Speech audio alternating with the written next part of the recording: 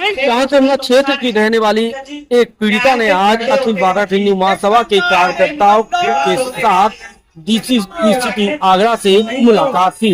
इस दौरान उन्हें एक प्रार्थना पत्र दिया गया, जिसमें पीड़िता ने अपने पर हो रहे अत्याचार की पूरी कहानी लिखी हुई थी। पीड़िता ने बताया कि ससुर पुलिस से रिटायर्ड हैं और जेठ दोनों मिलकर उसके साथ मारपीट करते हैं, क्योंकि उसके पति बाहर रहते हैं। इतना ही नहीं, पिछले दिनों एक वीडियो भी वायरल हुआ था, जिसमें एक बुजुर्ग इस महिला को पीटता हुआ दिखाई दे रहा था। उसने कहा कि वो मेरे ससुर ही थे। इस मामले में जब पुलिस से शिकायत की गई तो क्षेत्रीय पुलिस ने उनकी शिकायत नहीं ली और मुकदमा दर्ज करने से मना कर दिया। जबकि मेरे ससुर की ओर से प्रार्थना पत्र दिया गया तो उस पर तुरंत कार्रवाई भी कर दी गई। पीड़िता ने बताया कि आज डीसीपी सीपी से मुलाकात की है। उन्होंने आश्वासन दिया है कि आपका भी मुकदमा दर्ज होगा। यहाँ आई है, आप अधिकारियों के पास क्यों आई है, क्या हुआ? यहाँ मुझे 4 तारीख को मेरे साथ मारपीट हुई थी, तो मैं थाने गई थी। थाने मेरी कोई कार्रवाई नहीं हुई। सुबह 8 बजे से और शाम को 8 बजे तो बैठी रही थी, वहाँ पे कोई कार्रवाई नहीं हुई थी। तो वहाँ पे पता है कि ससुर मेरे दरोगा से रिटायर है, इसीलिए उनकी चलती है, कोई चलती नहीं होता मेरी वहाँ। तो क्या कह दिया यहाँ आज मिली? उन्होंने क्या आश्वासन दिया? उन्होंने मुझे ये कह दिया था आप चैन को हटा दो तो मुकदमा लिख देंगे हम। अच्छा। और चैन को लेके नहीं लिखेंगे हम। अब ये अधिकारी क्या कह रहे हैं? अब इन्होंने तो बोल दिया कि लिख देंगे मुकदमा। अच्छा, दिखाया जाएगा मुकदमा? हाँ जी।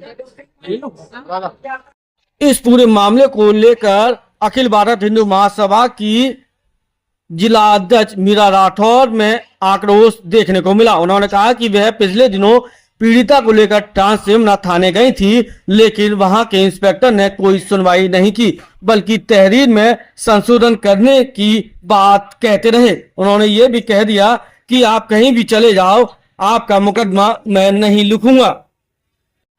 उन्होंने कहा कि अगर अभी भी कोई उचित कार्रवाई और सुनवाई नहीं होती तो वह सीएम योगी से जाकर मिलेंगी। आज हमने एसपी सिटी से मुलाकात करी कि जो रेखा है ना, तो इनके ससुर दरोगा जी हैं, तो वो सीधे ये कह रहे थे आप कोई से थाने में चले जाओ, कोई भी सुनवाई नहीं होगी, क्योंकि हम रिटायरमेंट दरोगा हैं, तो प्रशासन मेरी सुनेगी। तो इनकी रोज मारपीट होती है।